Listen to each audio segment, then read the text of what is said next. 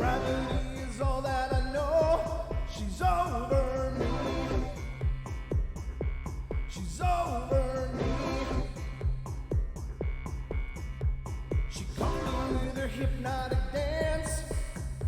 She holds me here with only a glance. She's over me. She's over me.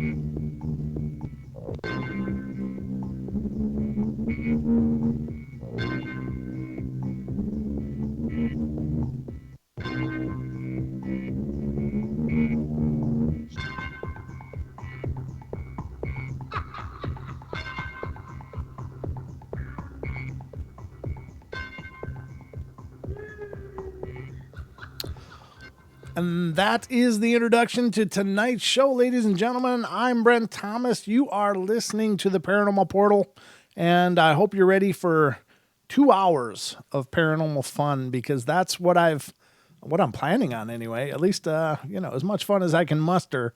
But hope you guys are doing great. I know it's a weird world out there right now, and a lot of people are dealing with a whole lot, and we sincerely hope, all of us at TFR and all of us at the Paranormal Portal, hope that you're handling it okay, and we hope that somehow, in some way, these shows that we're putting out there for you guys is making some measure of difference. It's helping in some measure for you guys to hang on and just keep taking care of yourselves. I know it's a weird time. I don't understand a lot of what's going on. And it's not for lack of trying, believe me. I'm trying to understand all of this weirdness, and it's not necessarily the scope of the Paranormal Portal to try to understand all of the weird psychology going on around us, but I'm at a loss. I don't know exactly what the situation is, why there are, I don't know. I mean, I don't really want to get into too much of it, but I just hope you guys are doing okay with all the madness we're living with right now, and just keeping your heads on straight. I know this too will pass. Hang in there. We're getting through it one day at a time, one minute at a time, 1 hour at a time. Just stay in your moments. If it gets too overwhelming, we're going to be okay. I really believe that. So 2 hours is our show tonight. It's just me and you guys. Nobody's joining me. I'm going to do my best to keep you wildly entertained for the next 2 hours, but I got some stuff to discuss with you. I hope it's fun stuff. I hope you guys enjoy the discussion. I'm planning on going a little bit deep tonight in terms of discussing what I think some of what's going on in the paranormal. It's a whole quagmire of ideas and philosophies and theories and dogma and religion. There's so many layers and people's interpretations of it, and all of them are just as valid as the next. Don't get me wrong. I'm not trying to contradict anything, nor am I trying to supplant anything with my own. It's just my ideas of this stuff as we go through it. And we're going to talk about a few different phenomena tonight here on the show. But if you want to be a part of the show, so it's not just me and you, it could be me, you, and you on the phone. So you can call in if you have some paranormal stuff of your very own that you'd like to share. I'd love to hear from you. You can certainly call in. The number to the Paranormal Portal is 720 720-923-0500.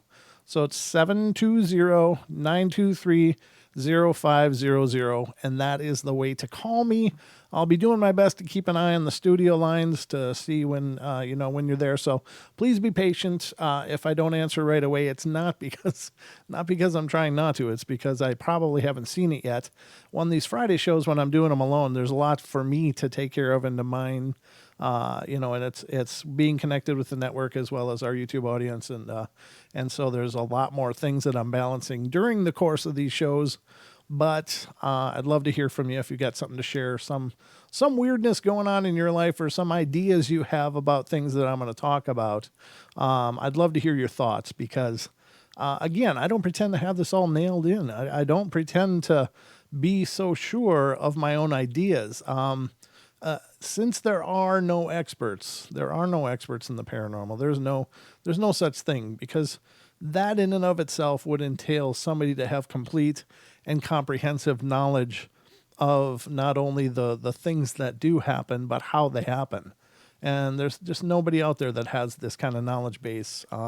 If they are, they're certainly not talking, and they're not sharing what they know. So, as such, anything you guys would have to offer is just as valid as anything I'm putting out there. I have kind of a lot of different experiences with the paranormal.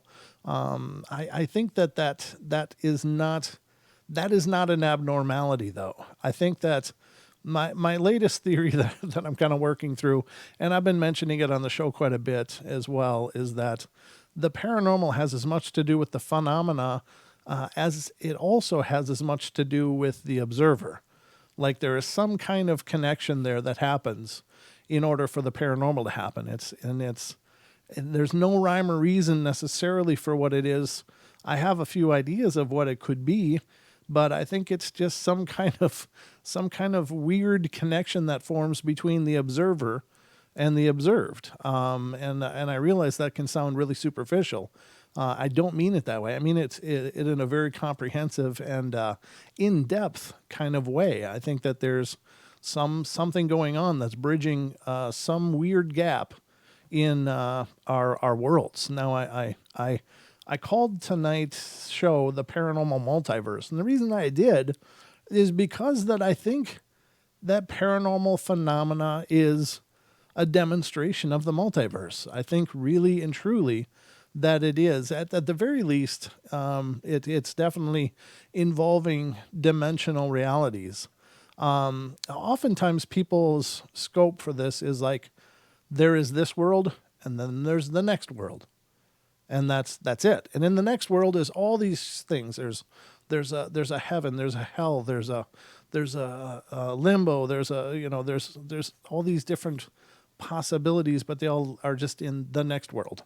And I don't think it's that simple. I think that there's perhaps an infinite number of other worlds that we're dealing with in terms of these paranormal phenomenon. And some of them, I think, have to do with time and space breakdowns or weird connections that happen that bridge time and space.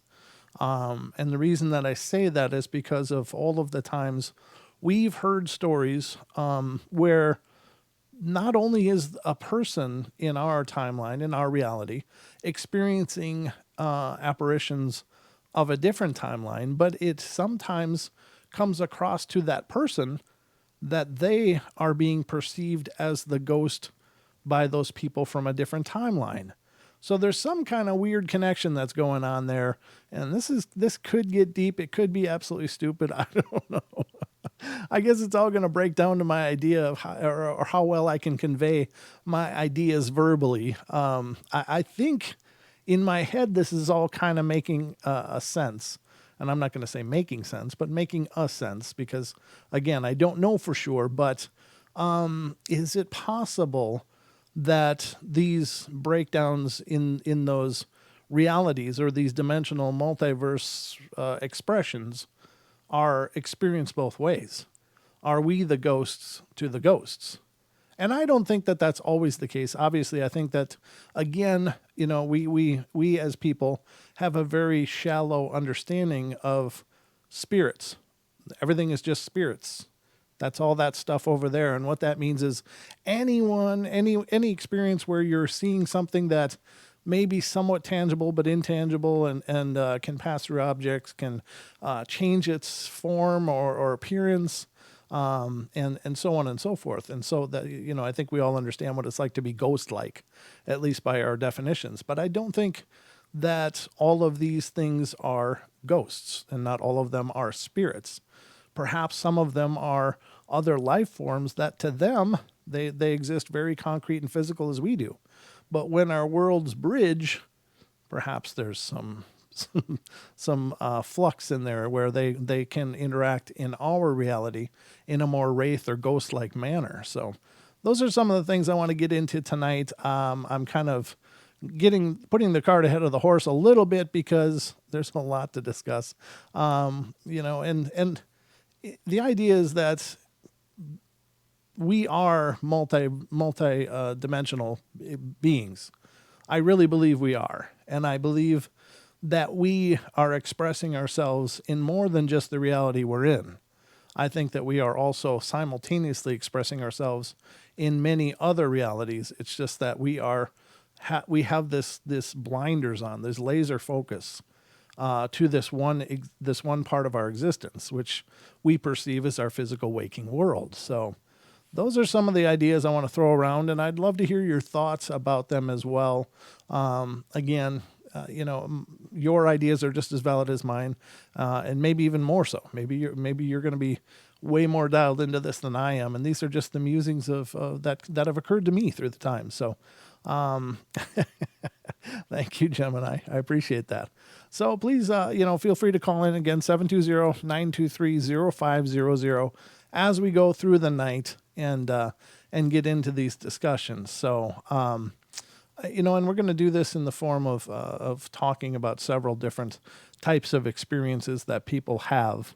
And I think these are powerful. And now some of these are mentioning very religious, experiences. And I don't want to put anybody off, nor, in any regard. My feeling about religion is, I hope you have one. I hope you have one that means something incredibly powerful to you.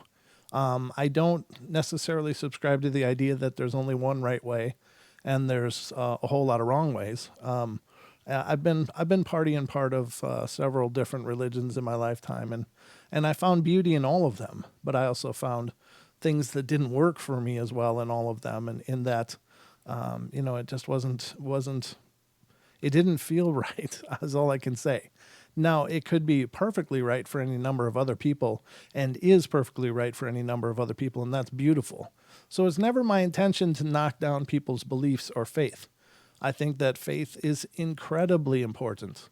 It's incredibly important to have the idea that we're not alone, that we have purpose. We were given this experience for a reason, and a very divine and wonderful reason. And we are loved and protected, and some being, however you want to define that, is very, very much involved with us and with our experience. So and that's kind of a $2 way of explaining the beauty and intricacies of religion. But my point is that all religions are beautiful. So never take away from the show that I'm putting down any one religion or exalting any other religion. It's, I believe that religion is a very personal expression. And sometimes we find those expressions in the company of other people, and sometimes we don't. Sometimes we have to find our own expression for our spirituality. And I think that that's okay personally. Now, I know that that's not universally accepted, and so be it. Again, that's not the measure or scope of the show. So whatever you believe is wonderful. But I just want to get into some of these and get your guys' take on this. And so I'm going to read some experiences that people had, and then we're going to discuss some of what that may mean. I've got to watch the time, though, because what happens is I get on my soapboxes, and then the next thing I know, it's like, oh, it's break time, and I don't want to interrupt the flow of the show or these thoughts due to my inability to to shut up and watch the clock. So let me just see, where am I? Let's see. Okay, so this one is pretty cool, and then this has a very Christian undertones in it. And again, doesn't matter what the setting is. I just think these are beautiful things. So it said, I'd begun to attend a church because my life was extremely distressed because of huge depression caused by a relationship going wrong. And I can relate to that. I've had a few of those. I was suffering terrible panic attacks and was constantly raging with battles against my tormented mind. This particular church was going through a powerful revival, and one night there was a prayer meeting that I had shown up to seek for the answers I so desperately needed. They were around 30 or 40 people, all of us sitting around various parts of the church auditorium, and I can't remember much of what was prayed during the night, but I sure remember what happened at around about 15 minutes into it. Everyone had fallen silent, and there was this sense of waiting, as we felt God was about to do something special. Let me stress, I had never experienced a true vision, as the Bible describes, but that was about to immediately change. Suddenly, even though my eyes were firmly closed as I was in a prayerful state, I saw a literal vision from the spirit realm. I'm not talking about a picture in my imagination either. I'm stressing this was literally a scene from another dimension.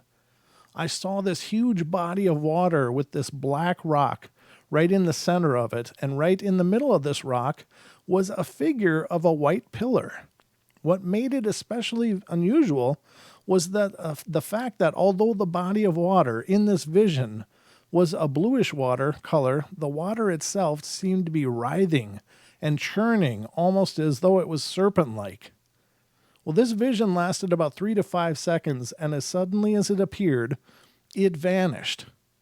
Well, I was stunned and in awe of it all, and the room was still and silent. 20 or 30 seconds later, an elder of the church stood up, eyes closed, and began to prophesy these words.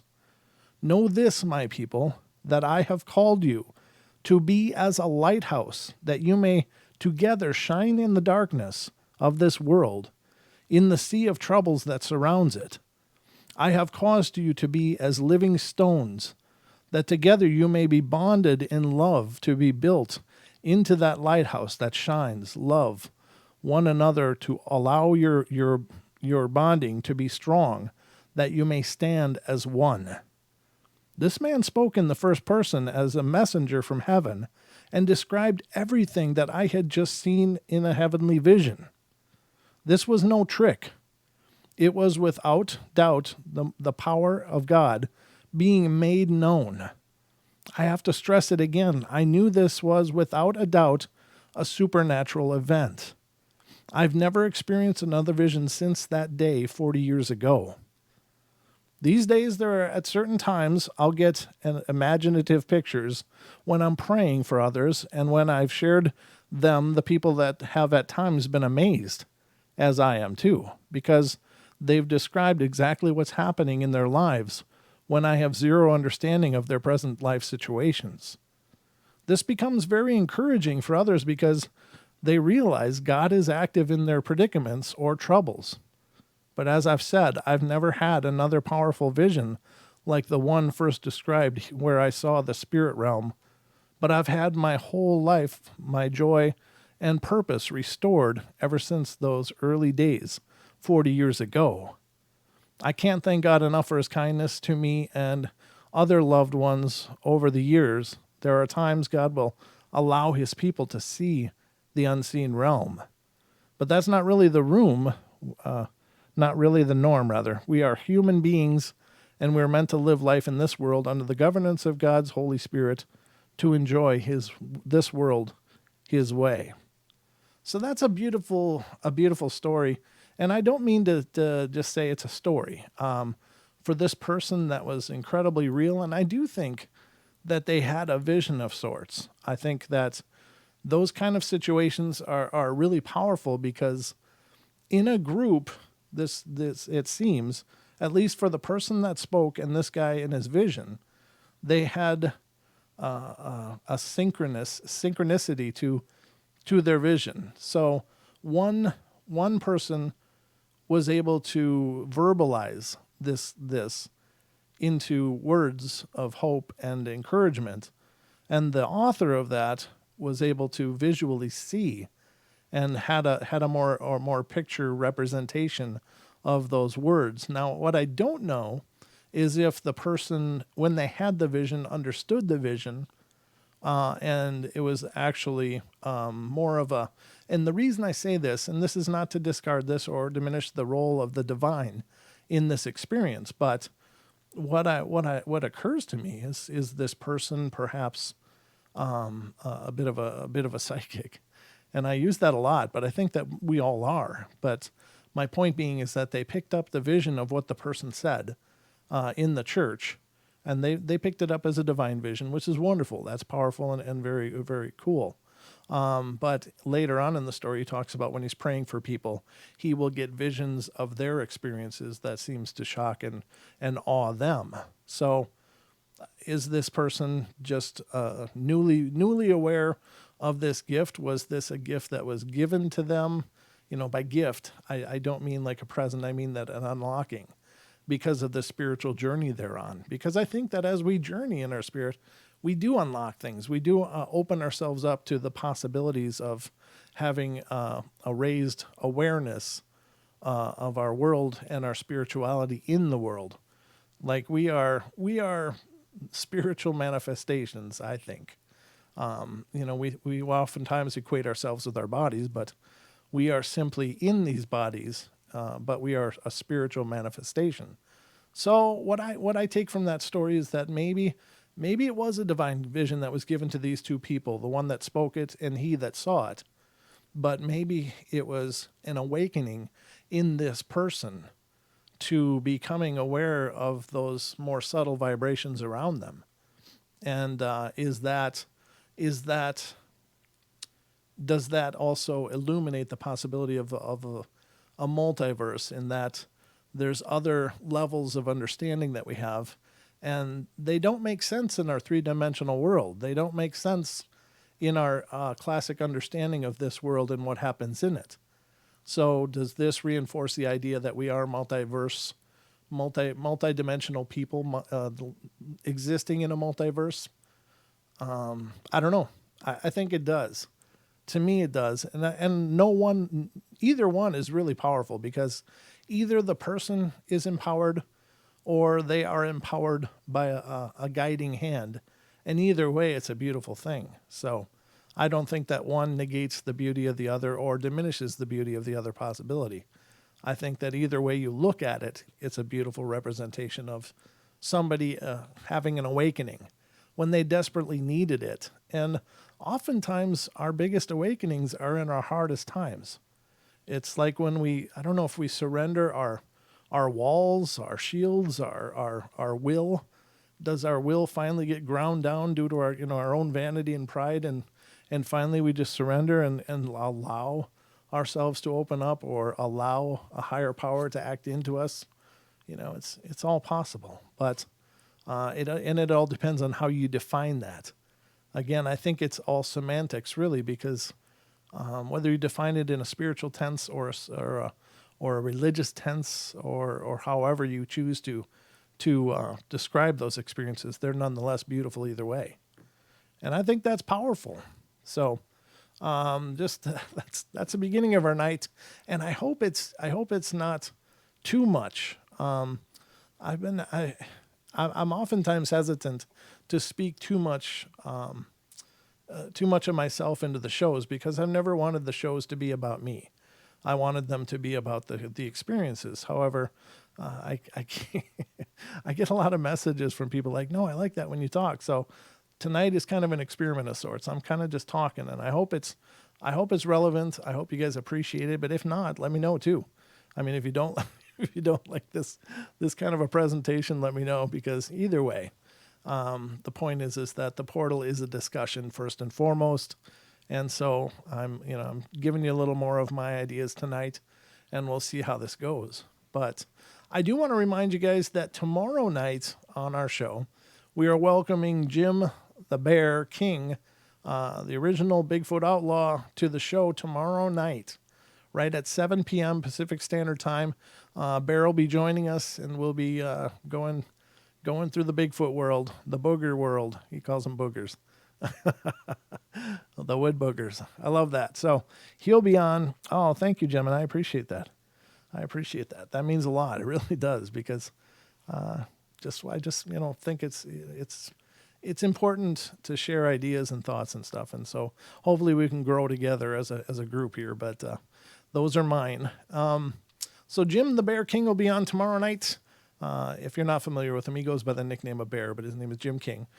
He's been in the Bigfoot field for pretty much his whole life. When he was a young man living with his grandfather, he had his first experiences, and his grandfather's farm was visited by them regularly, and he has loads of stories from his youth. If you're curious about those, you can check our archives. Bear's been on our show a few times before, but it's been quite a while, so he's coming back tomorrow night, and it'll be a great time. If you've not heard him speak before, you should tune in. He's just a kind of the salt of the earth kind of guy. He's no nonsense, calls it like he sees it. You may love him, you may hate him, but you gotta appreciate him. He's an amazing guy, and he came on the show when we were really small, and I said this last night, but he was one of the first big names I ever had on the Paranormal Portal, and that always meant a lot to me. So I'm really glad and honored to have him back tomorrow night, as well as remember following the show tonight. Stick around for Paisley Wild. She'll be coming up after the Paranormal Portal. And she'll be doing the spaces between after the Paranormal Portal. And then after her, then the Duke, our very own Duke Sullivan, will be coming on with World Bigfoot Radio. And if you're around at that time of night, definitely head over to tfrlive.com/chat. Get a username and password and hang out with the Duke while his show is on, because he hangs out in the chat room and you get a great chance to talk to him. And he'll give you a lot of background and insight that isn't on his show. But he'll share you some other stories and more information than he could squeeze into his show. So it's a great time, a great opportunity. So definitely check that out after the spaces between. But we're going to go to our first break tonight, ladies and gentlemen. So don't go away. We'll be back with more of the Paranormal Portal in just a couple minutes.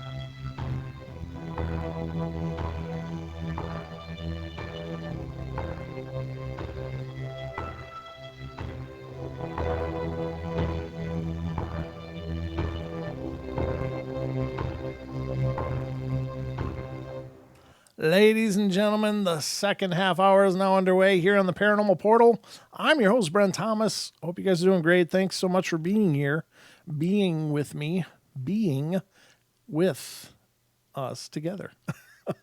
I just get a kick out of saying being. Of course, if you're familiar with the show, you know that being and being is, there's a lot of history to that word in the portal. If you don't know what I'm talking about, then you'll have to check the archives. It comes up a few times. Actually, it comes up many times, but it has to do with our beloved bearded co-host, Mr. Don Longbeard. It's just funny. It still makes me chuckle, even today, to think about it. So, but anyway, hope you guys are doing great. We are having a discussion night here on the Paranormal Portal, talking about the paranormal multiverse and basically the idea that we are living and operating and existing in a multiverse kind of manner. Oh, thank you, Titan. Wow, that's fantastic. That's really cool, brother. Thank you so much. The donation from Mr. Titan. Awesome. You're an amazing guy. Thank you so much. And the thing is of course we live in a multiverse because we know that there's, multiverses. We know there's dimensional realities and stuff, but I think that we're more profound than just that. I think it's more than just the fact that we're sitting here on this plate, on this little slice of reality, and there's lots of little slices of reality around us. The truth of the matter that I believe is that we are actually existing on all those other plates too, to a degree. Maybe actively, maybe inactively. However, it's our awareness is only focused on this one little subsection of what we call reality. Now, here's the thing. We know that our eyes don't perceive the full spectrum of light. We know that of all the pieces of information that happens at any given moment, and apparently there's millions, like 11 million pieces of information are fed into our brains at any given time.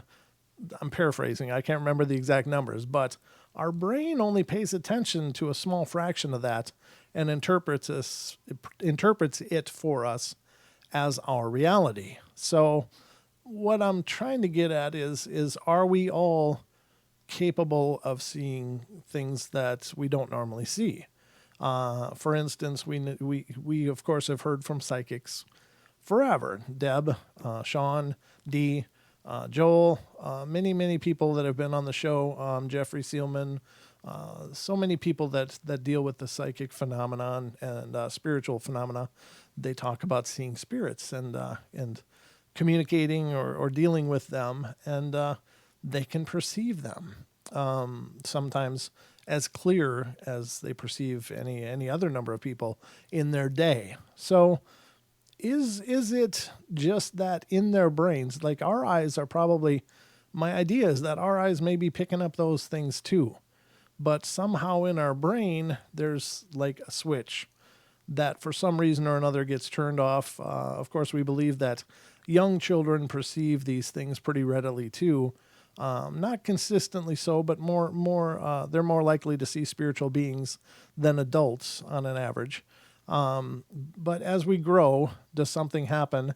Is it a puberty switch? Is it something that at puberty can sometimes get switched off, or most oftentimes get switched off and close off that experience? I think that there is. So I think that we are all capable of perceiving these things, but there's something in our brain, whether it's a psychological thing that we have to get over, or whether it's a biochemical, some kind of situation that we have to overcome in some manner, or whatever. But is there a way to turn that back on? Is that experience always happening around us? Are we always capable of seeing the spirits that are coming and going at all times? And honestly, I think, yes, we are. And I think that there are ways to tune your awareness to being able to experience those things. But so that's just one example, is our visual field, that, and so maybe we interpret that visual field as different dimensions of reality, or maybe not in the traditional sense of dimensions as a scientific word, but as realms of experience. Maybe a better way to paraphrase that. But also with auditory, our ears probably perceive a lot more in terms of sounds and range than we mentally process. And so I do believe that we exist on all of those different levels as well, to some degree or another. I do believe that we're multidimensional beings. I think that perhaps when we have out-of-body experiences, those are one example of people becoming aware of their existence on another plane of reality and able to participate on that plane, and perhaps even use that plane in order to observe other parts of this reality. So just a few thoughts right off the top of my head as we go into this second half hour, but that's kind of what I'm talking about tonight on the show. And we're going through different stories that we're going to use as examples and discuss how that relates to what I'm talking about, of us having these awarenesses and us being a part of these different experiences. And hopefully I do a good job at it. I don't know. We'll see. We'll see how this all goes. As usual, the Paranormal Portal is completely live and unrehearsed, so you're getting it as I'm thinking it. And I don't know if that's a good thing or not, but it's what I got to give you. So that's what you're getting. Sorry, I got a cat here on my microphone. Managed to go right in my nostril or something. But I got better, I think. So this one is, let's see. When I was about 10, I lived in a house in Flagstaff, Arizona, at the outskirts of town. I was a latchkey kid and had been experiencing strange things in the afternoons after I got home from school and before my parents would get home. I'd come home some days and all the lights would be on, or all the kitchen cabinet doors and refrigerator freezer doors would be open. Our dog would exhibit unusual behavior and would crawl into the corners of the room, growling and snapping. She was normally very mellow.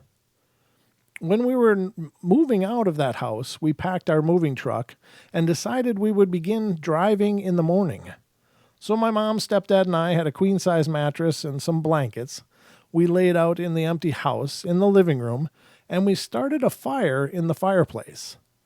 I remember the temperature got down to 17 degrees that night. Anyway, in the middle of the night, I woke up and saw a shadow figure walk by our mattresses, passing between us and the fire. When its legs passed by the fire, I could see the fire. I couldn't see the fire at all. It was just darkness, and it was as if it were a solid object. The shadow figure walked past us, turned right down the hallway, and then turned into the room that was my bedroom. I went to go wake up my parents, and my stepdad was already awake, and he said, "Did you see it too?" He admitted that he saw it, and when we were out of that house the next day and driving the truck, my parents told me that they had been seeing the shadow figure walk that same path every night, always ending up in my room. When they went to check on me, I was always sleeping soundly, and they never actually saw it in my room with me there. For the record, my dog went back to behaving normally after we left that house. I've always wanted to go back there as an adult to try to document things. Perhaps one day I'll be able to if there's ever any tenants there that would agree to allow it. That's a really cool story. Now, something like that, it sounds like a residual type of activity, and residual activity is a bit different in that it generally is a recording of sorts. It's like for some reason, and it could be something to do with the multiverse theory, is that perhaps there was a time, for some significance in that time, keeps bumping into our reality in that house. And so it's either the idea that objects record psychic energy and can replay them for whatever reasons, whatever triggers those things, or if there's some doorway that opens that allows us to perceive these events, or some filter that gets removed periodically that allows that event to replay again. And it's just like, it's like a videotape is what residual hauntings are, or a DVD movie. You know, it's like a certain timestamp on a movie. No matter how many times you play it, you're going to see the same event happen over and over.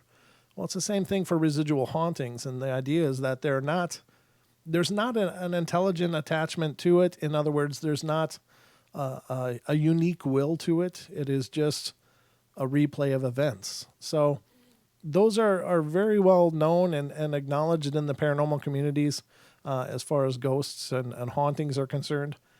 Generally, they're pretty harmless because they are just about as dangerous as a DVD. They just play again, and when they're done, they stop. And whether it's nightly or weekly or monthly or annually or maybe every decade, who knows?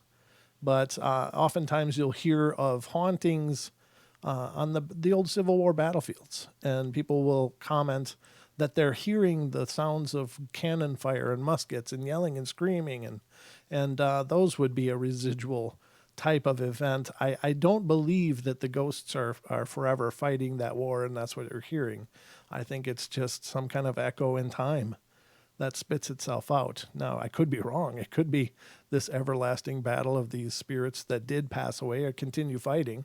I don't know. I can't quite get my head around that, because I imagine the energy that would be needed to keep manifesting that over and over for a conscious entity would be pretty incredible. But the energy that was recorded in that situation when those battles were taking place was absolutely profound. I mean, it's, there's got to be probably no bigger psychic spike possible than during the tragedy of a battle or something like that, and the horrors that would be imprinted on that moment. So just my thoughts on that. We do have a call here, so let's get to our call and see what's going on here.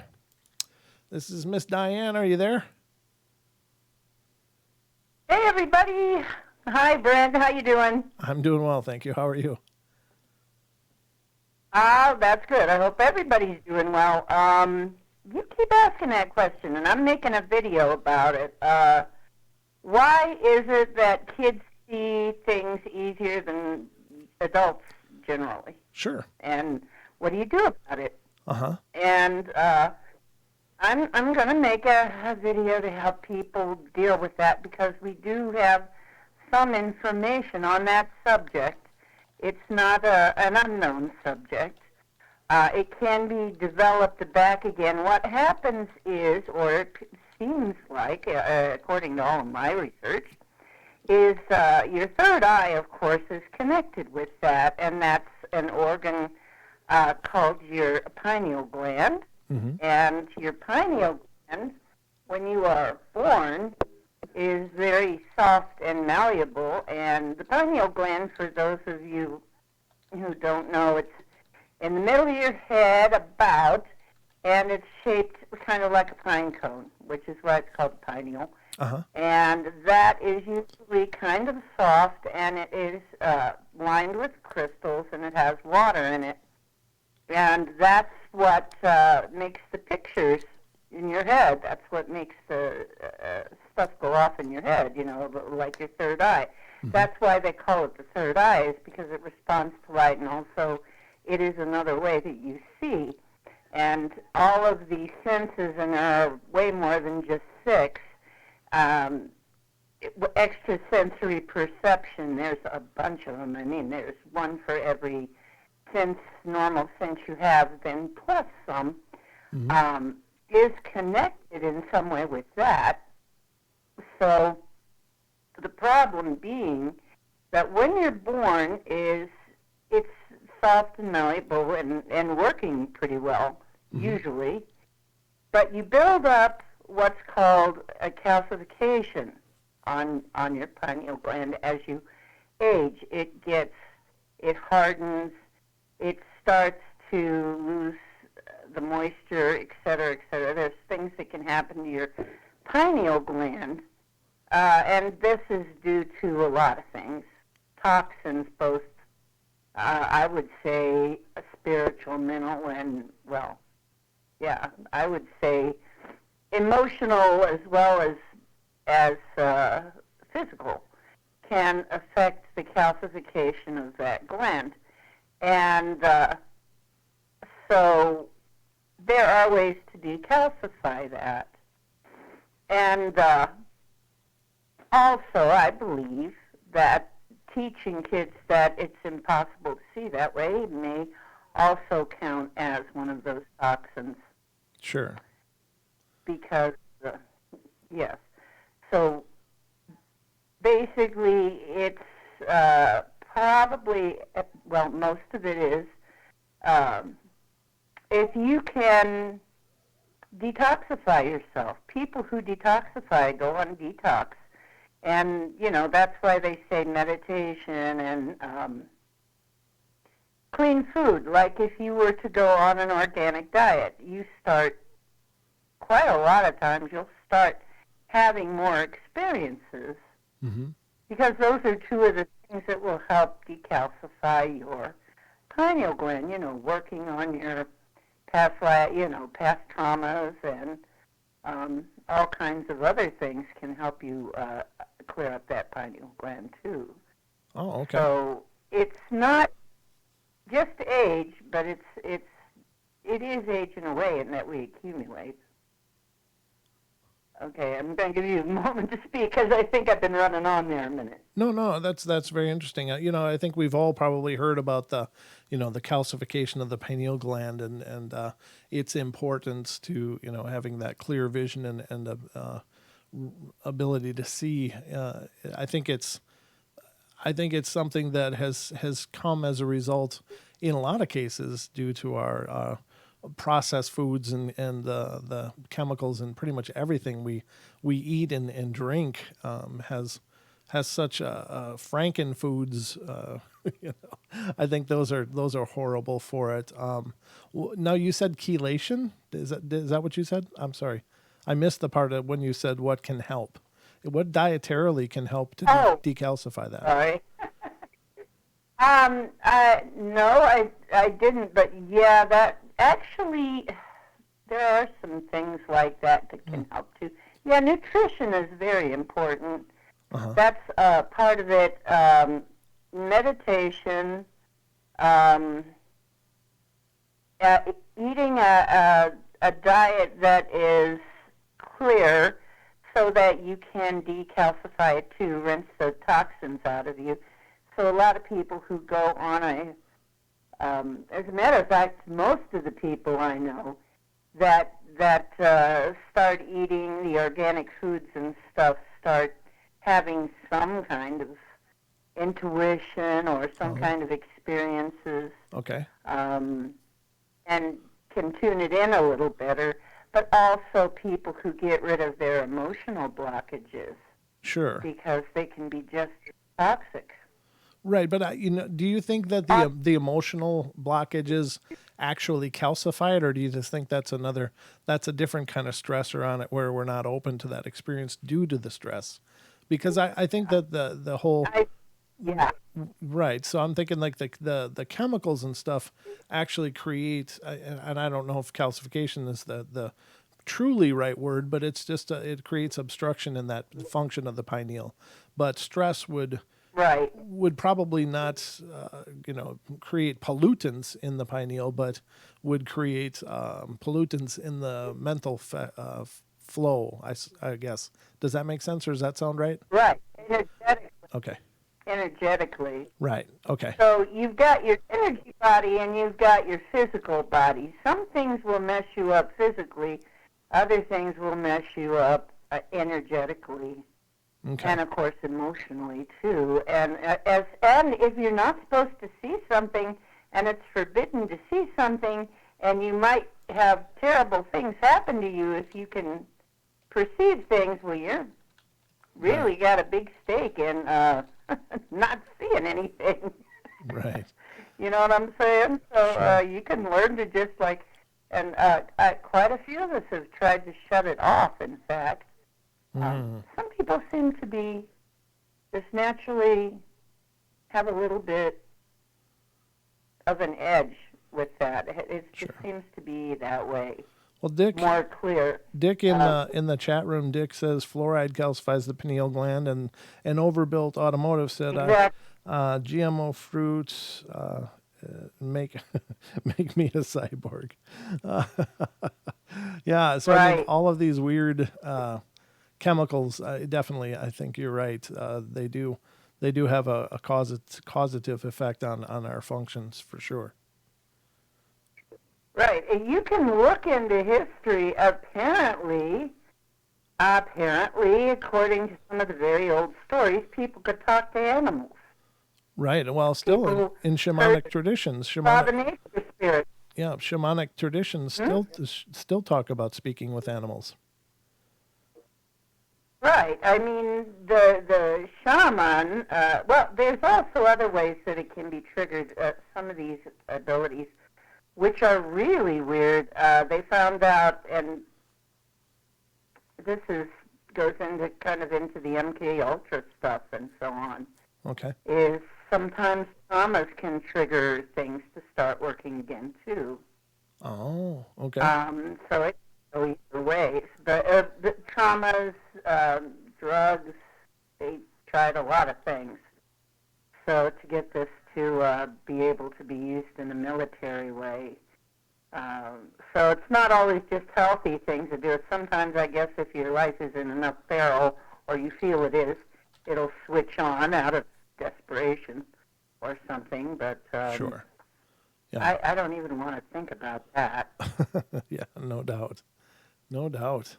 Well, that's cool. I think that would be a great representation of a strong piece of work to put out there, is to help people understand the pineal and the function of it, and I know there's lots of that out there. I guess you got to look for it, but we touch on that a little bit here. But I appreciate you calling and helping to spell this out a little bit for all of our listeners.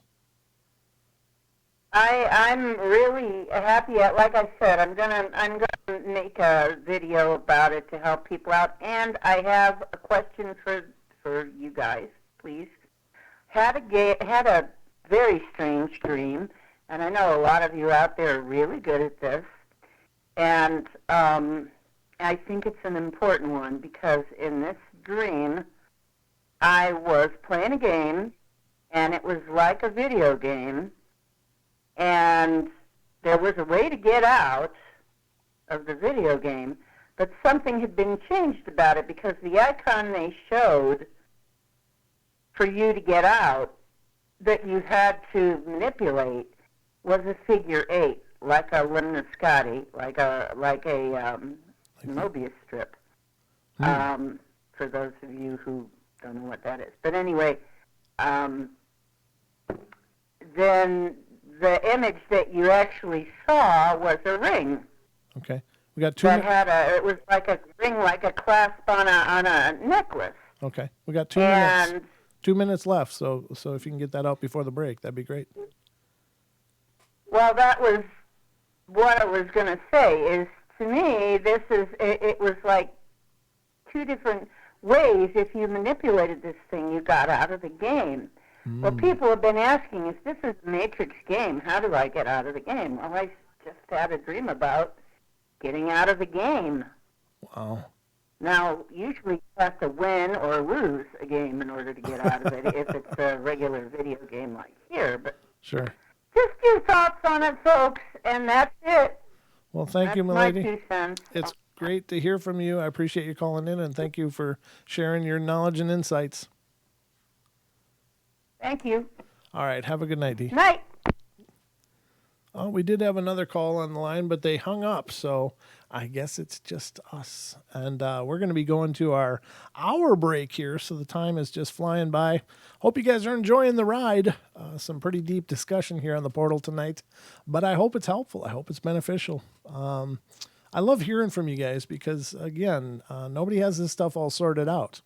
We've been getting some great feedback from the TFR chat as well. Bam's in there adding his ideas, as well as all you guys in the YouTube chat. So thank you guys for that. I appreciate it. But I do think fluoridation is huge, Bam. I agree with you. Fluoride, I think, is pretty tough. on the body in many, many ways, even on the hyoid gland. It's terrible. It's terrible as it just gets stored and it passes the blood-brain barrier and goes into the head. I mean, it's just, I don't know, just nasty stuff. So, but again, I'm not a doctor. I can't advise you how to have better health. Obviously, I'm not a poster boy for better health, but I'm working on it. So, we are going to go to our hour break, ladies and gentlemen. Don't go away. We'll be back with more second hour of the Paranormal Portal tonight. So stay tuned. We will be right back.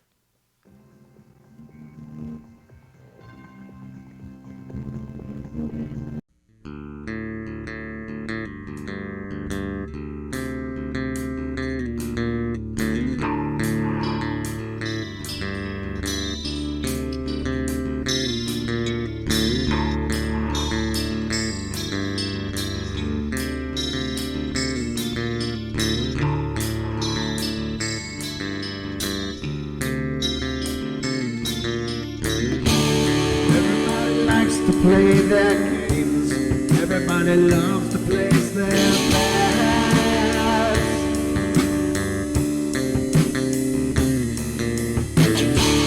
They don't understand the price I paid. They don't care to comprehend.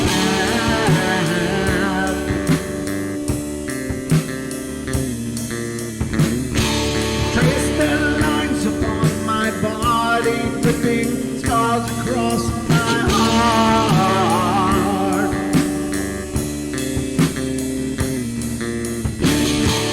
Raging anger pours inside me as their lies keep falling apart.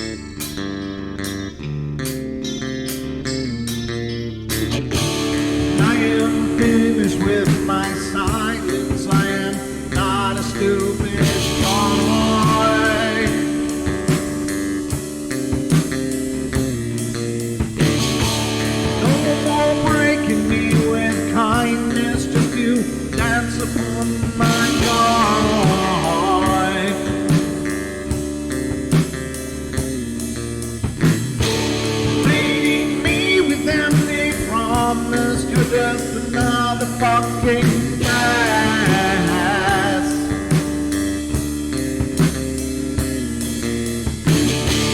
Taking off the slice of my sanity, just make sure that you're well fed.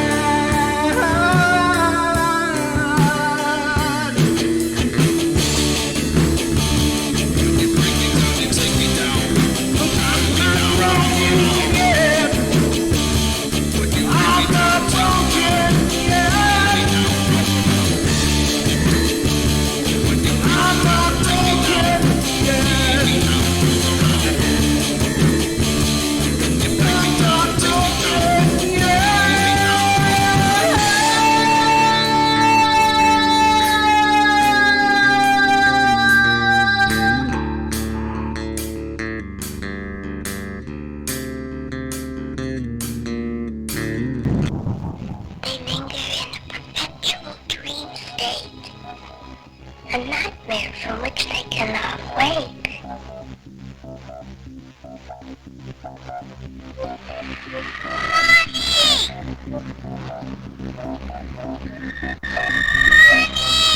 I can see you, Mommy! Where are you? I've never sensed anything like it.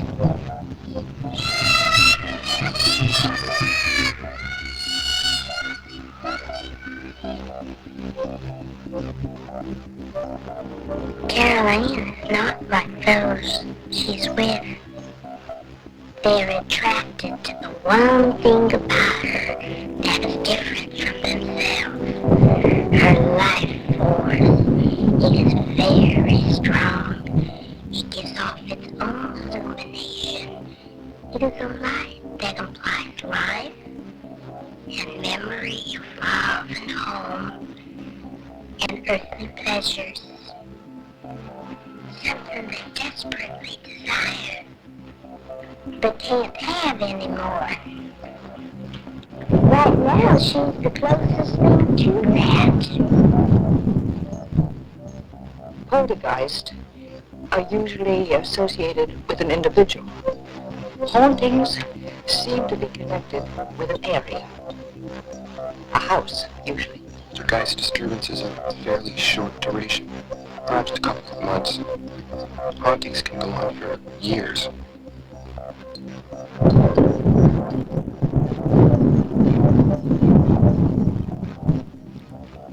Ladies and gentlemen, hour number 2 is now upon us here on the Paranormal Portal. I hope you guys are doing well. We're getting some calls, which is awesome because it makes my life just a little bit easier. So let's get to the calls right away here. And the first one, of course, is coming from area code 314. You're on the air. Hi, it's Minnie Musing. Hi, Mini Musings. How are you? I'm doing great. I wanted to pick up on something that Dee didn't mention Oh, sure. when she was just going over some things. Uh-huh. I've noticed that creative people have a tendency to be hardwired to see things that a lot of people don't see. Oh. And over time, I myself, and this is my opinion, that people that are creative or that exercise their imagination regularly they train their brain is trained to see what could be possible or could not, could be there that someone else might not see. Oh, that's a great idea. So as a mental exercise, they're actually opening their field of awareness. That's correct. Wow, that's a great idea. I think that is my opinion. I don't know anybody else that backs that opinion. That's just something that I've noticed in the creative people that I know versus the people that are maybe not so creative, more analytical. Mm-hmm. That's really cool. I like that. I think I back up your idea too because I think that's true, and I think that by utilizing the multiple hemispheres of the brain versus the logic versus the creative, that's got to be empowering in a sense, holistically speaking, as far as being.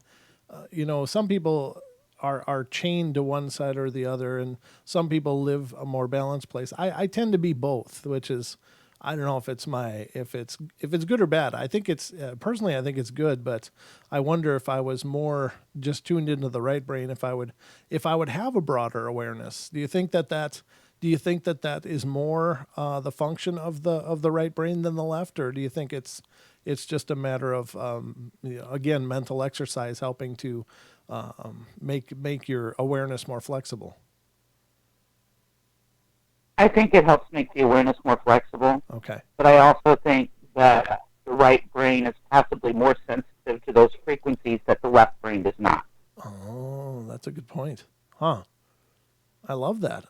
That's really, really well thought out. Very cool. But I just wanted a quick call in to throw that at you to see if that fit anybody else's idea.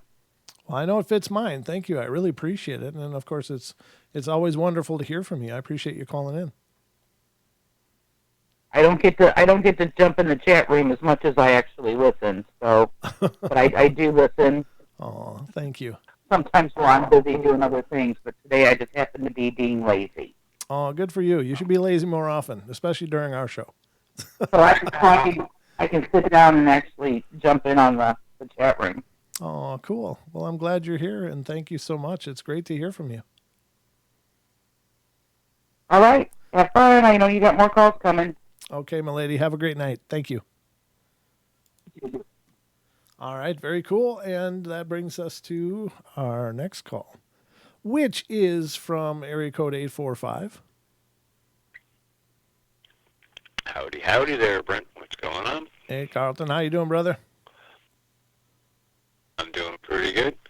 Good. I got a few things I'd like to talk about regarding what Deborah said before, and also I like the previous caller's thoughts and comments.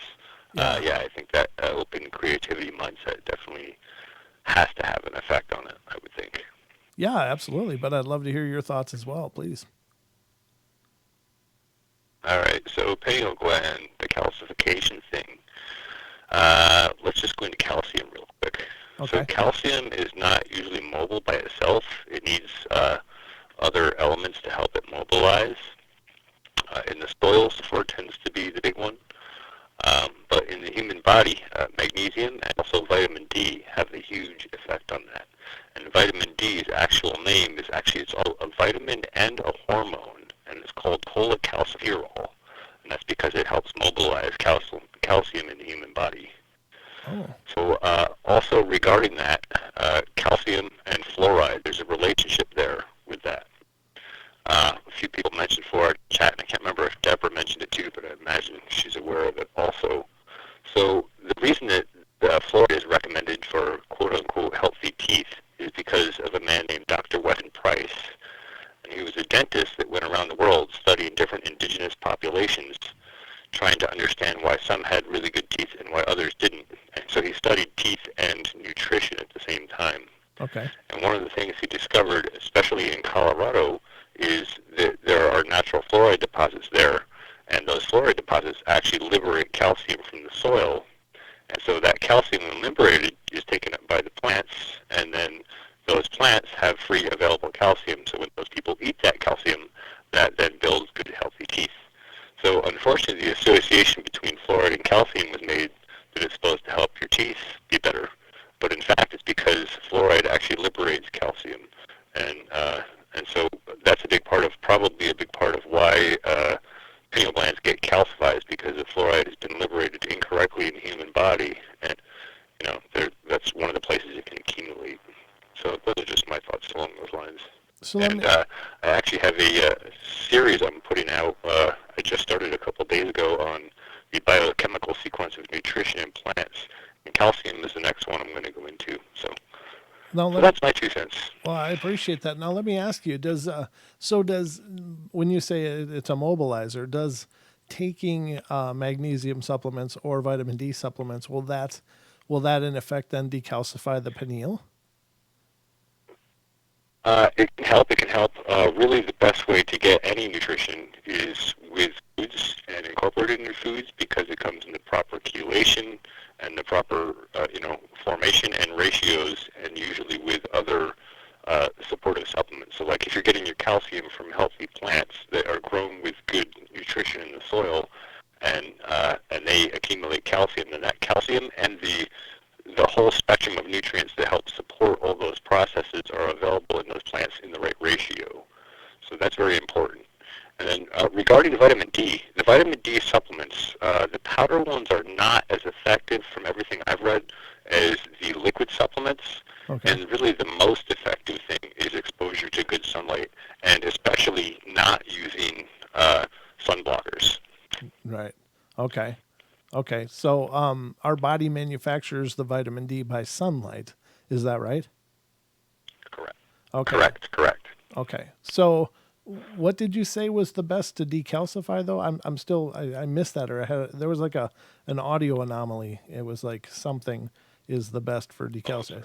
No, it's okay. It's not your fault. It's just the connection. Like the liquid vitamin D supplements are much more effective. Okay. The only liquid supplement I've tried was from a company called Onnit. I think it was like $15 for a 30-day thing, and they're liquid droplets. And man, you will be amazed the difference in mind clarity, energy, how fast you recover with rest, how fast you recover from injuries. It's really amazing when you get the calcium or the vitamin D levels right, especially combined with good calcium and magnesium. Uh-huh. Regarding magnesium supplementation, the human gut does not absorb magnesium very well. So the best way to do that is use something called magnesium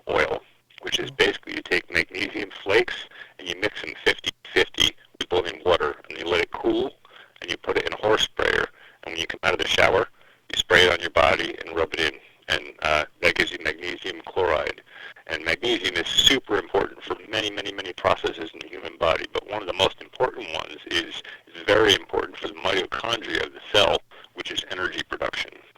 Oh, wow. Okay, so I got another question for you, and I know this is something you're going to be able to help us with, and this is something I wonder a lot about because, okay, here's the thing: like you can see, go to the grocery store. There's vitamin D there, and they're like, what, $2 for a bottle of 300 or whatever, and then you can see, online there's like specialty shops that have a lot more expensive. For a lesser amount, but what is it that makes some? Now the ones that I get are these little gel capsules. They're the ones that I bought before. I have a better version now, but before I buy I think it's the Good Sense brand or whatever. And I'm not trying to bash a brand or anything, but are the ones in the store? Is there a problem with those, or are they not as effective as they should be, or what's going on there? Okay, now which one are you referring to, the magnesium or the vitamin D? In this case, vitamin D, because I'll tell you what, a friend of mine went to the doctor and he was tested. His blood was tested, and they found a real vitamin D deficiency. And he was like, I don't understand it. I've been taking these over the counter ones, from the store. He took like 6,000 micro units or whatever the measurement is. He's taking like three of them a day, and he still had a deficiency. And I'm trying to understand why would that be? But he was able to get a different expensive brand, and it cleared it up. Right. And that comes down to availability for the most part. And that's why I say the powdered isn't as good as the liquid, because the liquid is on a carrier, and your body absorbs the carrier and is kind of forced to take the vitamin D with it. Okay. Now, so what was I going to say else about that? I lost my train of thought. Well, but that's the simple answer, yeah.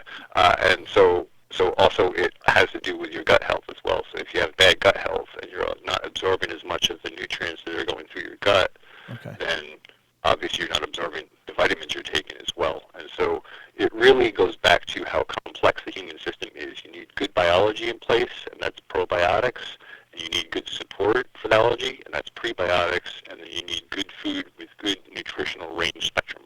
So it's really a complex thing. But if you can get, even some of those pieces together right, you'll start to feel better, and that'll help you focus and understand better how to improve your nutrition as you go. Huh. Well, I think that's pretty cool. And I think the thing is that we obviously in America, especially, more so than I think a lot of other places in the world, I think we probably have about the poorest health anywhere, because we have a lot of processed foods. We've got a lot of GMOs. We've got a lot of chemical inundation and everything. And I think that a lot of us think that if you just go to the grocery store and get a multivitamin, you're good to go. But obviously, there's a lot more to that, and I think this kind of information is valuable. So I really appreciate you sharing it. For sure, yeah. And even with plants, you can go and get the right nutrition and put it in the soil, and if it's not in the right chelation and available to the plants and they can't uptake it, it doesn't do them any good. So it really comes down to a lot of complex things. But really, you're looking for good sourcing, and you really do have to, spend some time kind of understanding this stuff. It's not, there's no simple answer. But I hope this helps shed some light on it. And for sure. Yeah, that's that. And somebody also said the vitamin K2. Kathy Spencer said you need K2 for vitamin D to be absorbed well, and that goes for most of these. And that's why I say you got to go back to really truly healthy plants. And even 70% of the organic food on the shelf is nutritionally deficient in some form or fashion. Although that's starting to change with some regenerative agriculture movements that are happening. Oh, okay. Wow. I got about 1 million questions for you, but none of them are really paranormal related. But I can see you and I have to have some discussions here, because I think this is something I think that everybody would do well to, be aware of these kind of things. I don't know. We might have to put a show together, you and I, and do an episode if you're. For sure. Are you game? I would love to, Brent. Okay. Yeah, I'm game, and it would probably take a 2-hour show, but I'm totally game for that if you want to do a collab on that. I think it would be good because we oftentimes talk about the importance of health in order to open up our abilities and stuff. And so I think that might be a natural segue into helping people understand what that means. So, yeah, we'll talk, brother. We'll talk. Thank you. All right, fantastic. I completely agree, and thanks as always, Brent. And have a good night, and hello to everyone in chat. All right, brother. We'll talk to you soon. Thank you. Very cool. That's the beauty of the Paranormal Portal, ladies and gentlemen. You tune in and you never know what you're going to get. Today, we've gotten a lot of great information from callers, and thank you all so much for what you've shared. If any others of you out there have any great input, I'd love to hear about it. 720-923-0500. Again, 720-923-0500 is the number to call. We have we've got a whole bunch of very talented people tuned into this show, and I really appreciate that. I really do marvel at the spectrum of amazing individuals that have come to be a part of the family here. It's just incredible. You guys make it great. Thank you guys so much. I sincerely mean that. It's an amazing thing. Wow. Who knew you were going to tune in tonight and get good dietary health advice, as well as hopefully some paranormal knowledge? I don't know. It's like we are the multivitamin of the paranormal world. Oh, my God. But hope you guys are doing well out there. Thank you so much. And keep the calls coming. We got more night left. And if you've got something you want to share, I'd love to hear about it. We got about 9 minutes left before the last break of the night. We've been just kind of cruising through this. So it's gone incredibly quick. Okay. So this one talks about more about perceiving a shadow people. What is this? I got to see what I've got pulled up here. So excuse me just a sec. It says, I believe that the entities commonly described as shadow people, who are also described as running very fast if seen, are what I saw locally late one afternoon. I saw the human-shaped object without yet realizing what it could be, but I knew it was being seen in a place it couldn't possibly be standing. And then it shifted as fast as lightning, like the Flash, with a definite outline of a person on two legs. Years later, I wondered if the spirits of ancestors could potentially be still around, and if so, they might be curious about those they're related to. One of my ancestors was known by friends as Speedy Auton, A-U-T-O-N. He was on my mom's side of the family, from which most of us inherited a fair degree of youthful athleticism. More recently, I've also wondered if this person who appeared to be curious about me was the spirit of an ex-boyfriend I used to go out early in the morning running with, but as far as I know, he's not dead. Yeah, so it's probably not him. I'm just going to suggest maybe, unless he's having some out-of-body experience or something. That's very crazy. Let's see. This says, this was very much a supernatural event, and it completely took me by surprise when it happened. I was with my friend Mike from Oldham, O-L-D-H-A-M, and we were in my house, and we're each sipping a cold beer. Neither of us were remotely drunk. We were playing games on his Atari. This was back in 1989, and we were both very relaxed and happy in each other's company. Suddenly, without warning, some sort of portal opened in the sky above me and to my right, and what I describe as a beam of light came down and went straight into me through the center of my chest. The light somehow communicated to me the concept of pure love for about 20 minutes or more. Yeah, I was lit up inside in the most indescribable manner. Maybe if a few people had known of this event from my past, they'd have had an easier time believing some of the other paranormal supernatural things I've described happening to me. I didn't know what to do or say at the time, so I just sat in illuminated silence. Mike left at around midnight, and I went upstairs to bed. The light came with me, still brightly shining within me. I look back on this event and wonder how could I have forgotten about it for so long. Just as suddenly as it had appeared, it went. It closed or stopped, and when that happened, oh my God, it was horrendous. Like the light going out of this world, and I suddenly felt as if I was going to wake up the next morning and everyone I knew liked or had ever loved was going to be dead, or they already were. Boy, that turned out to be a super weird and tough night for me. I still haven't worked out what it was or why it happened to me. As someone previously of no faith or religion whatsoever, I was kind of surprised that it felt like as if someone had photographed me. At that moment, I looked like Christ when his heart was illuminated. And I say that with no airs or graces. I'm simply saying what it felt like from the outside as the event happened, as though it was the very definition, or very definitely the center of my chest, my heart, that was being lit up. Although I didn't see this light with my eyes, I felt I was seeing it through what it felt like. That's a pretty powerful experience. And what is that?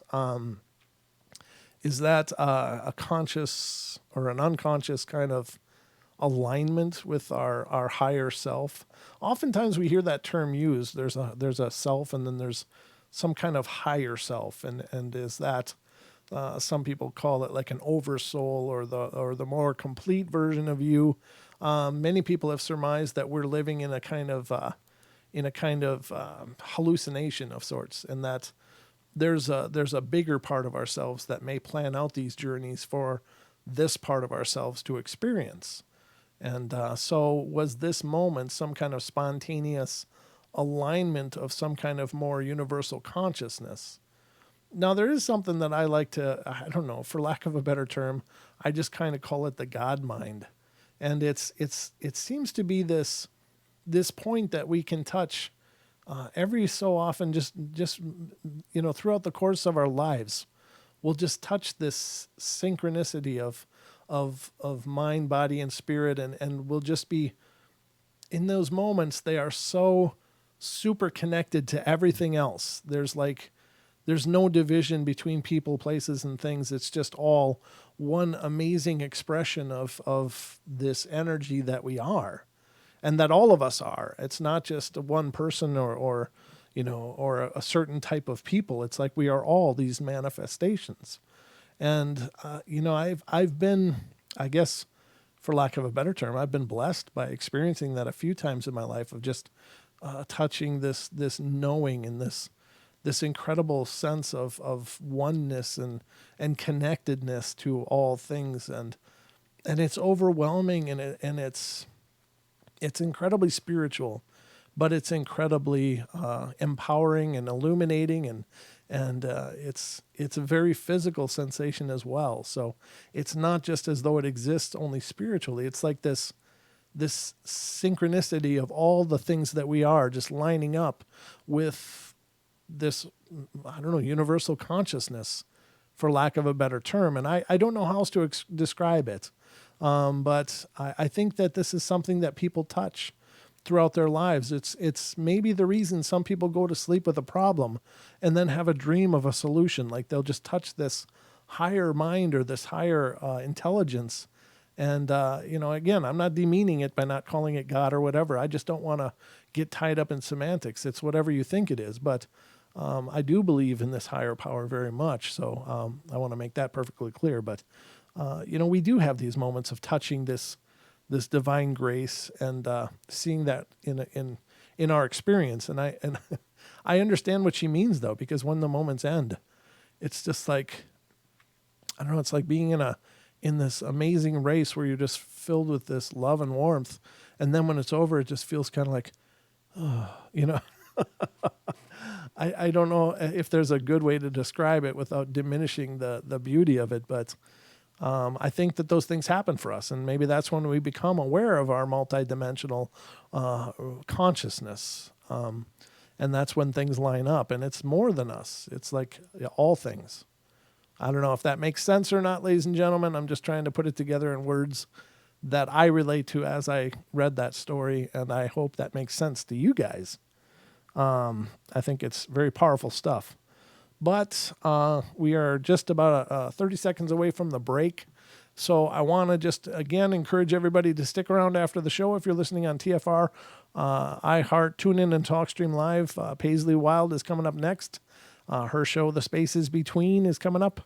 And she does a great job. And Don, of course, is a producer on that show and takes part in those episodes as well. So if you need more beard, you might find him there as well.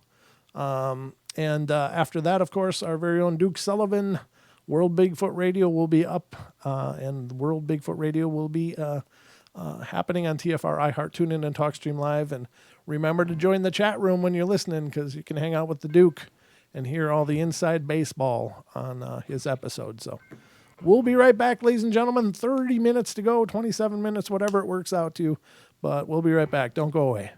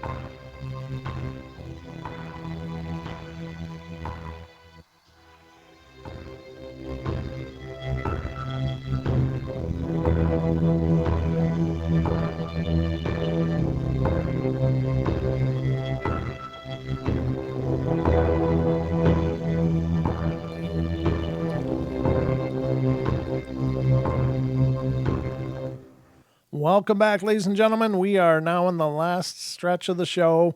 We've got about 25 minutes left to fill with my musings, and hopefully it'll be well worth the time spent. Hi, how you doing, Paisley? Good to see you. Thanks for coming in. It's good to see you. Hope you guys have a great show tonight.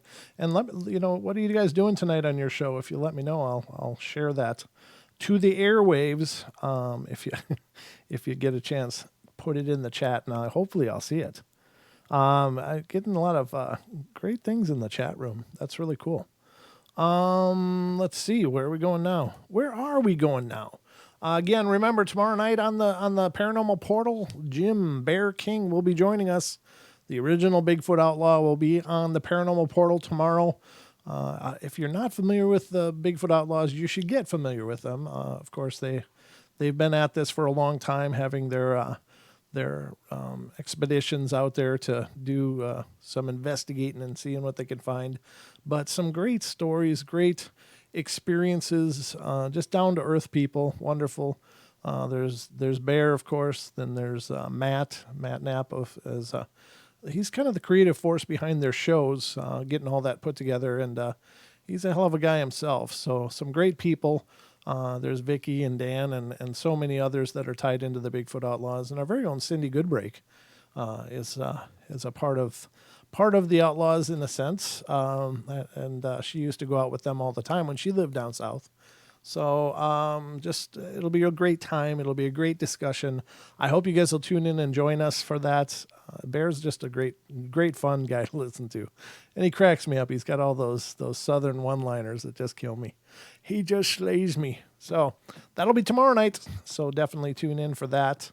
I have confirmation that we are going to be welcoming Dean Harrison back to the show. He's going to come back this next month and join us, and that'll be an amazing time as well. I know many of you are clamoring to get him back. Well, he's agreed to come back, so he will be joining us on the 16th on the Paranormal Portal, and it'll be a great time. I'm just so excited to get back into his stories and hear the ones that he couldn't share, that he didn't have time for. The 2 hours goes so quick when these guys are on the show. They have so much to share, so much to put on the table. And, when Dean was on, I was just open mouth most of the time. It was just incredible stories, incredible experiences. If you haven't heard that show, head back into our archives. It was, I think, a week ago tonight. As a matter of fact, he was on the show, and it was a great time. Just a great episode. Dean was brilliant and has agreed to come back. So, I mean, what more could you ask for? So check it out. He is, of course, world-renowned Yowie researcher from Australia, and just a hell of a guy outside of his amazing body of work. So tune in on the 16th to check that out. Deb will be with us. Deb Varner will be on the 8th doing psychic readings, so that'll be coming up as well. Mark your calendars. Lots of good things coming up, ladies and gentlemen, so I hope you'll tune in and be a part of it. I know I'm excited for more and more and more of these. So anyway, where were we? Where are we? Where were we? We did this one. Okay. So that one was done. Let's get into this one. And it says, this person is talking about seeing a supernatural entity. It says, as a child, I was plagued with a barrage of paranormal activity. I was so scared when I felt it in the same room, and I would close my eyes as tightly as it scratched the carpet, knocked on walls, and breathed heavily, whispering my name. I was not alone in the room when this would happen. There were other witnesses who reported a black shadow. These witnesses were adults and kids alike. At other times, I was alone in my home when this happened. Needless to say, I spent the least amount of time in my room. My house was visited by pastors and priests to remove this evil, and it didn't work. It just pissed it off. Once I gave birth to my daughter at 16, it went away. I figure it was the pure innocence of a child that fought the darkness. Since then, I've studied the paranormal and the scientific researchers research into it as well, and I came to the conclusion that these entities are the energy of people. If a person was evil in life, it's no surprise that they were evil in death and simply enjoyed hurting and scaring others. Mediums that are authentic are unique because there are many frauds, but the real ones can communicate, and most can make them move on. Science has concluded that we are energy and energy cannot be destroyed. So I know one day we will be able to see these entities and be able to help them move on. Now, so this person is coming at it from a they're all human place, and I think that's in many cases that's true, but I really don't think that that's consistently the case. I think that, again, as I talked about at the beginning of the show, we think there's this world and the next world. Well, there's many next worlds. There's many other worlds. And I think that many of the beings of these worlds look to us to be spiritual beings.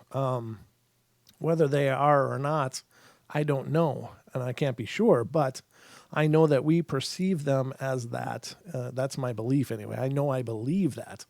And so I don't think that's the negative hauntings and things of this nature are just formerly people. I think that there are many negative people who have become these dark things because of their twisted nature, because they were unwilling or unable to move on past this world, and they're twisted by their own rage or their own hatred or whatever, and they become something else than the person they once were.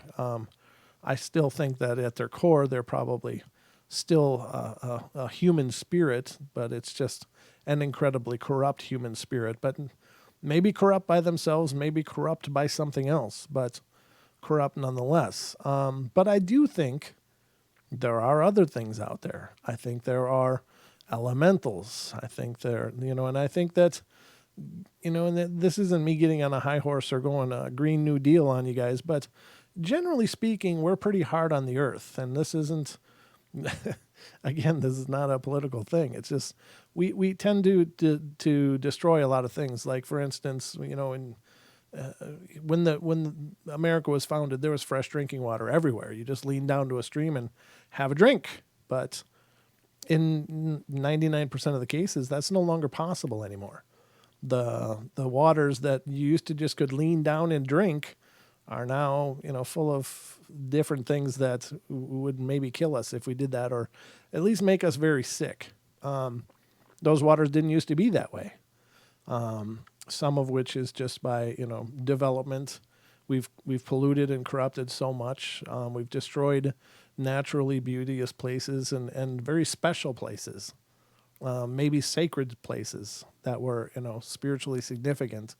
And so it doesn't surprise me that there may be some nature spirits that have become corrupt as a result of their anger at our misuse of the land and the world we live in.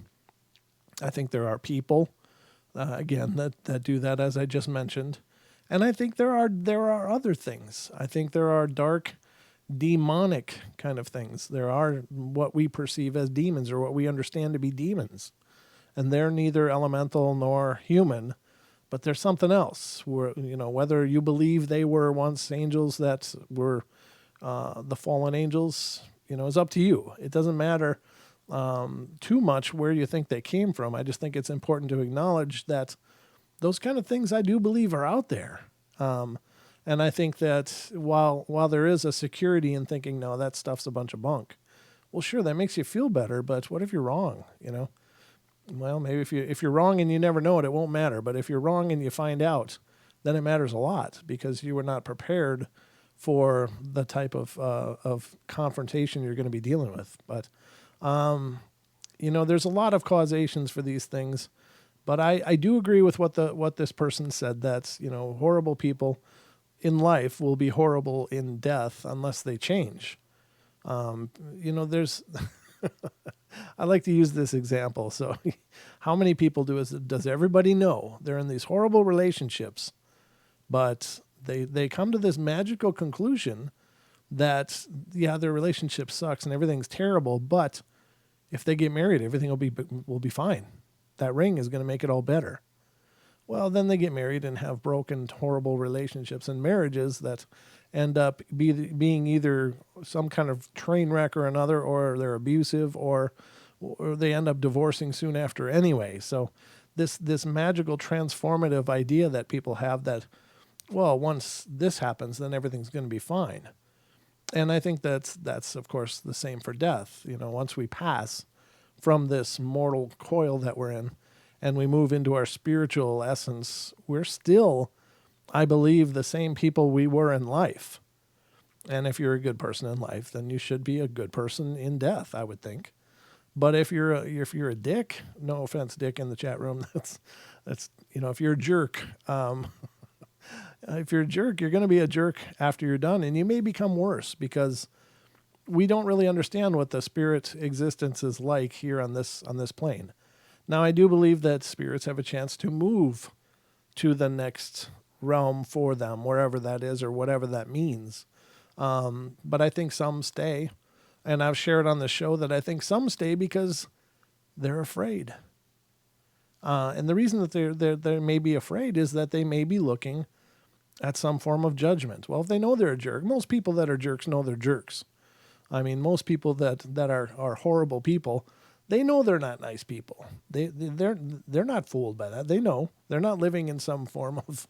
They'll be the first to tell you what kind of jerk they are. But they may not be prepared for judgment, and so they think, well, if I go there, I might be looking at a lake of fire or something, some kind of hell. But if I stay here, I can handle a closet. That closet looking really good in comparison to some form of hell. And so they stay, and they don't suddenly just become nice people. They stay the same twisted souls they are, but then I think that it's like a psychology thing. You leave a person alone for a long time. Look at, what the hell was that movie with Tom Hanks where his best friend was a volleyball? Castaway or something like that. Yeah. I mean, he was alone. He was a normal guy, but he got alone for a long time. And the next thing you know, he's having whole conversations with a ball, and like really in-depth conversations that you swear the ball was talking to him, but it was, his mind broke. And so I think that the same thing happens with some of these earthbound spirits, is that if they are active, unless they go into some kind of like stasis or hibernation without that energy is around, that they may just break. They may just become broken and insane. And once they become insane, they're just about as bad as a demon, except they don't have the energetic abilities. This is my opinion. Again, just my 2 cents, whatever that's worth. But I think that, to pretend that they're all human, I think is short-sighted or misguided. But in either case, it doesn't make them any less dangerous. I think that a negative entity is a dangerous entity until it's cleared and cast out or passed on, or forced out, at least from the situation where it's causing problems. I think it's important to cross all of these things as much as possible, because here's the thing: if you cast something out, if you just cast it from your presence, then it goes somewhere. It goes somewhere, and it could very well become someone else's problem. So just casting things out may be a quick solution for you, but it might be a brand new problem for someone else, because it's going to go somewhere. So I think as much as possible, these things should be, I don't know if the terminology is correct or not, but bound and crossed or sent back to wherever the hell they should be, because lingering here, a twisted, demented consciousness should not be lingering here and causing problems for the living. But anyway, it just gets really convoluted, I guess, the more I try to follow this logic. But I hope that makes sense to you guys. Those are my beliefs, my opinions, and mine alone. But hey, Lucky, how you doing? Lucky just popped into the TFR chat. Good to see you, my lady. But yeah. So those are just some ideas right off the top of my head in terms of this. I did want to get to an article here because this is from the singularfortean.com. This is a site that I use a lot on the show. I think it's just an amazing site. And again, full disclosure, I have no agreement with these people. I'm not getting compensated for mentioning their site. I just love their site. It's singularfortean.com. Singular as in one, and then Fortean, Fortean.com. They do a fantastic job. It's the Waylands, Tobias and his wife, that do the site, and they do such a great job. I just really think it's marvelous, and they're always constantly updating it. And they're apparently working on a documentary about some of the Mothman-type sightings in the Chicago region, which is really cool. I'm really looking forward to seeing what comes out of that, because there's a lot of them out there. Now, if you're familiar with the Mothman phenomena, you know that's it's something from Point Pleasant, West Virginia, and it's the sighting of this moth-like man that appeared prior to a major bridge collapse over there where 40-some people were killed, and it was this huge event in this small town. And since then, the Mothman has become regarded as a harbinger of bad things. And so I don't think that's necessarily true. But again, I don't know. But of course, the Mothman prophecies was built around that narrative and around the experiences there and a person's experience in researching them and apparently coming into contact with some Mothman on a psychic level. I have not read that. I haven't even seen the movie, so I don't know what to say about that. But the interesting thing is that in the Chicago area, there's been many reports of these Mothman-type beings that are sighted in around Chicago and Illinois and in the Great Lakes region there. I forget what they call it. There's this name for a triangle. There's a lot of triangles around, ladies and gentlemen. Bermuda Triangle is only one of them. There are several different quote-unquote triangles all over the place that have these strange collections of weird, anomalous paranormal energy that seems to manifest all kinds of strangeness. And this is one of them, but for the life of me, I can't think of the name of this one. But they do not only reports about that, but they do all kinds of different Fortean news. And so this is one that we've touched on the show before.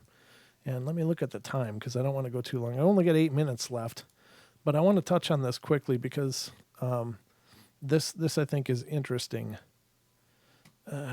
Well, there was a couple of them, but this was the one that I wanted to talk about. It's some eerie howls were recorded in Rhinelander, Wisconsin.